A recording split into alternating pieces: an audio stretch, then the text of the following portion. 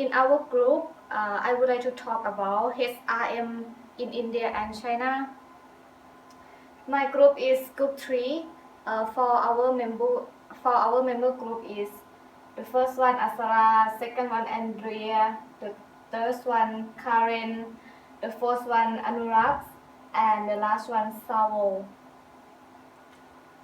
For the outline of our group is we have divided introduction, HRM theory, HRM in India, HRM in China, and we will compare about India and China.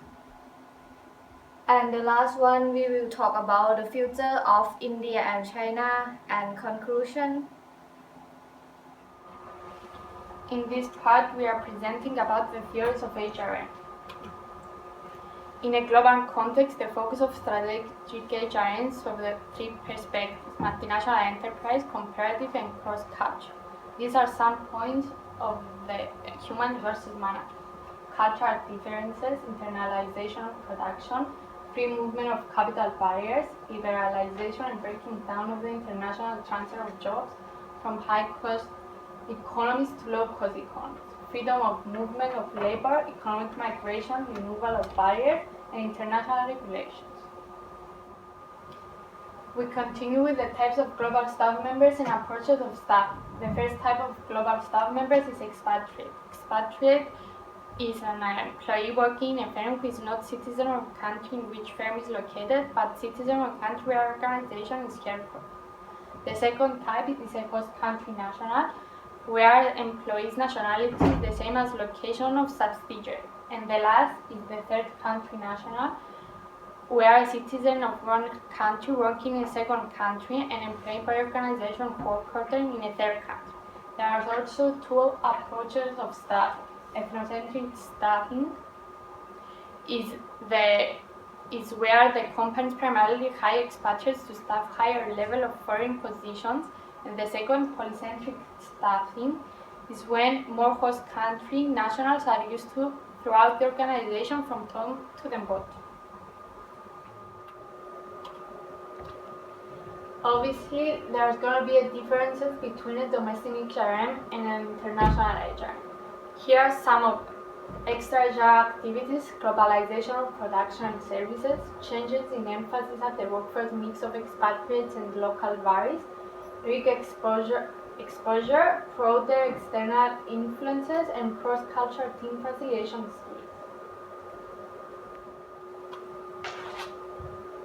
HRM multinational companies has a result to link the organization's international strategy and purposes with HR practices and manage and communicate with different cultures and across boundaries.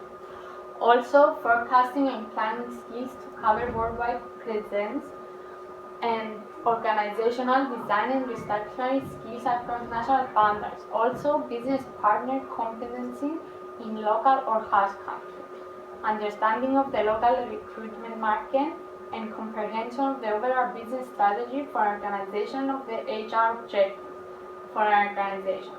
Also, the ability to communicate across a wide range of media with HR functions, and the ability to get involved in local conflicts between locally based employees, understanding of cultural differences and their impact of the discussion. We can see the importance of the HRM in the multinational companies for the following reasons: local coaching and mentoring, contribution to the wider international strategic agenda through ideas and suggestions for change, competition between employees in different countries, new technology, and also an HR manager has the roles such as strategic leadership roles, for example, HR director and senior HR team members, special positions requiring in-depth knowledge, such recruitment, compensation, ethics, management and security management, and also training and knowledge management roles. Thank you. My colleague will continue the presentation. In this part, I will talk about human resource management in India. The total GDP of India is $272 billion. The per capita income of India is very low, as it is 109 times higher in Japan, 74 times higher in Germany, and 52 times higher in the UK. The economy of India is strongly influenced by human resource management, and India is a country which is least competitive. The next slide. India was amongst the two most industrialized countries.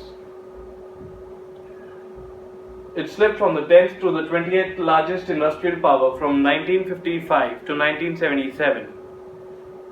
The process of liberalization began in 1991. Next slide. The culture in India is very diverse, as the societal norms and cultural influences affect the HRM policies and practices. HRM India has faced a huge backdrop. The main reasons for the unique backdrop could be the facts that India has a massive population of over 850 million, which possess 15 recognized languages, 2,378 castes, 7 religion categories, and an income gap between the rich and the poor.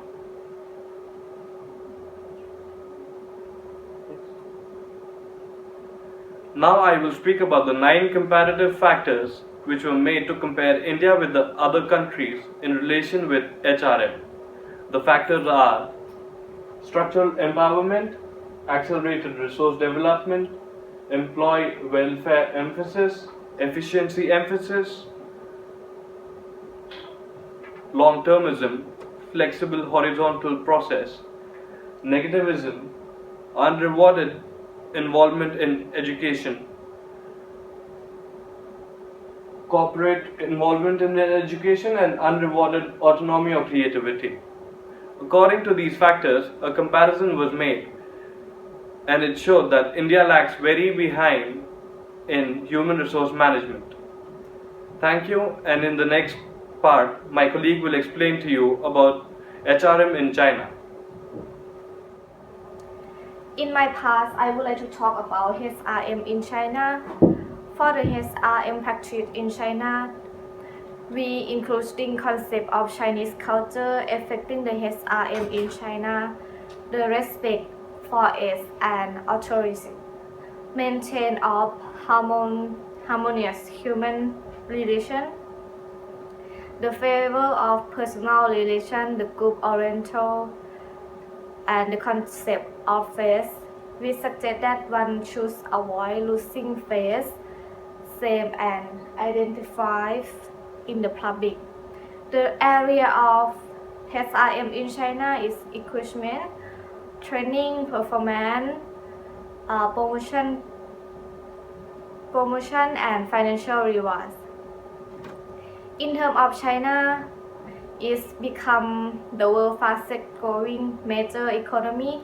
Over 25 years of the economic reform in China have led to impressive growth and significant integration. China is now the largest of foreign direct investment in the developing world. Due to those developments,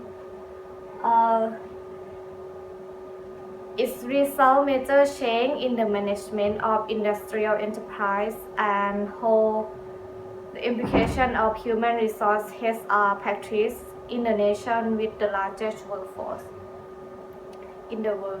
China is beginning to adopt more in the development of management culture and give employees more responsibility and right. One of the major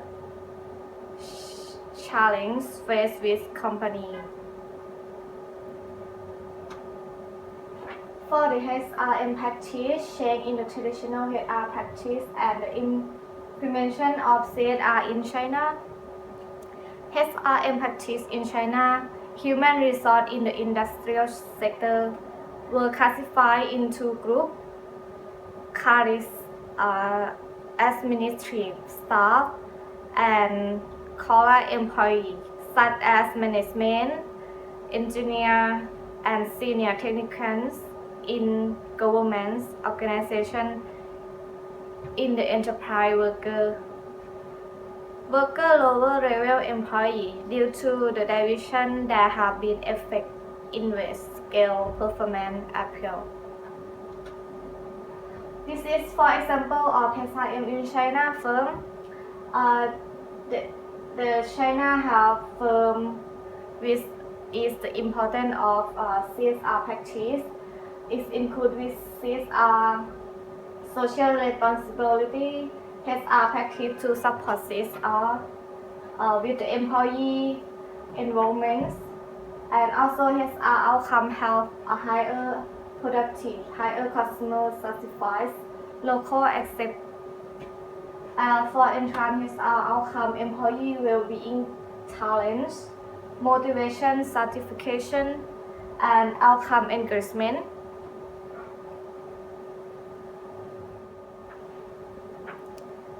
The implementation of CSR in China has been influenced by economic globalization and China's accession to WTO, despite the fact that the growing significance of China as global economy is now widely acknowledged. The country has been largest on the environment protection and labor rights front, as well as other political and social. Chinese manufacturing as the main supplier for MNC around the world, and Chinese government has growing investigate to encouraging company in the social environment effective to contribute to China's sustainable development. For the financial rewards, joint venture often much higher pay than local firm. The difference of pay for worker and manager in the largest in joint venture. Pay bonus as to individual contribution. For the promotion more similar to home HRM practice. The GM has important power to determine the appointment of middle manager and subordinate, while the local firm promotion typically involve collective actor promotion and strategy to prepare of greater localization. Usual conflict between the foreign and local partner over the promotion. For the challenge of localization in China, they have including a few qualified people, selecting appropriate personal need for accurate training, managing the local employee, managing the internal political and resentment, and also they have ensuring for transfer as knowledge and skill by experience, and also the last thing is lack of comprehensive localization strategy. Thank you. So, in this part, I will talk about comparative human resource management between China and India. So, and this slide, I will talk about the characterizations of human resource management in India and China. So, mostly the HR managers have been recruited in MNC parent organizations rather than from local organizations, because in parent organizations it's quite higher level of skills, knowledge, and credibilities. Maybe this point is quite the same between in China and India. So I will talk about the next slide. So this slide, I will compare India and China in terms of institutional distance among Western countries. So India would appear to be closer to the Western countries because many decades in the past, India has been institutional legacy as a British colony. However, China has appeared to be as a British colony as well, but not so long like India, and just some parts, just Hong Kong. Therefore, English remains an official language in India rather than China. So, it could be called that India would have human resource management practice that closer MNC parent organization than China. So I will talk about the next slide. This slide will talk about talent management in China and India.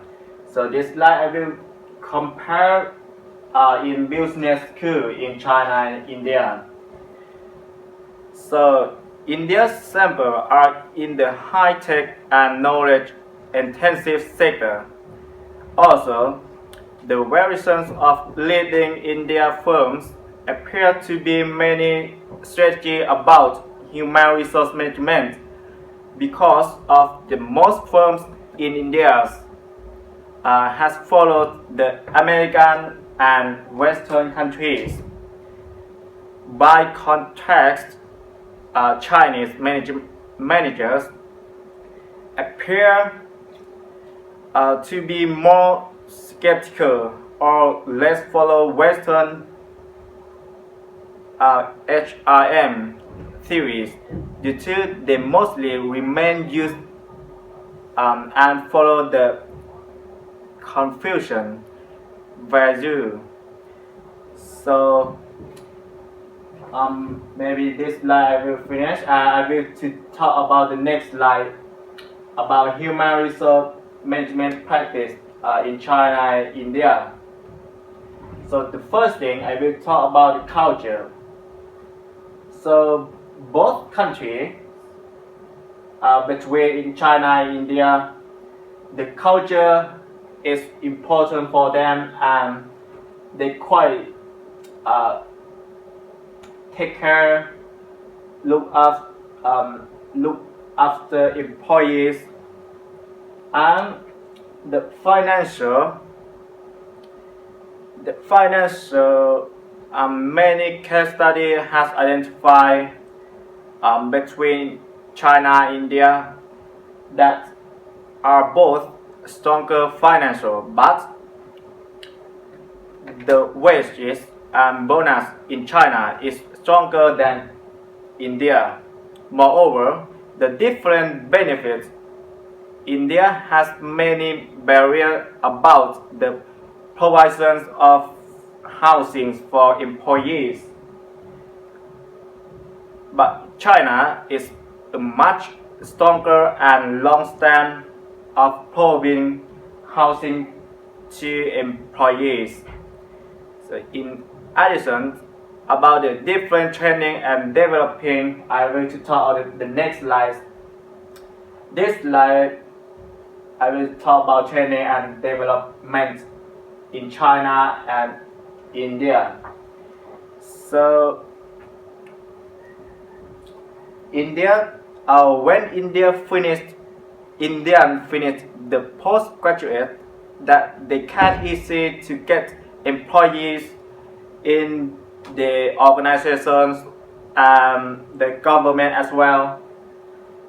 But Chinese have to focus on self-improvement and keep going to develop their educations for improved knowledge over time. So this in my part, and I compare between China and India. So the next part, I will move to my colleague to talk about conclusions and recommendations. So yeah, Thank you very much.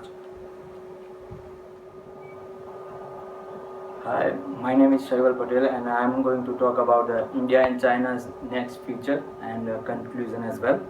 So, according to the US review of the ways Washington wants to India to play a role of more influence in the global affair, and on the other hand, the US also commend China's military ambitions and the decision-making process. So we saw that the US is now a most strongest country, and US also want to know about the India and China. So it's a big, huge affair of the both countries, and is a progress. And next. First, I am going to talk about what the future of India. So, in the next year of 2020, next India's image, I am going to talk about the few things, not all of the points.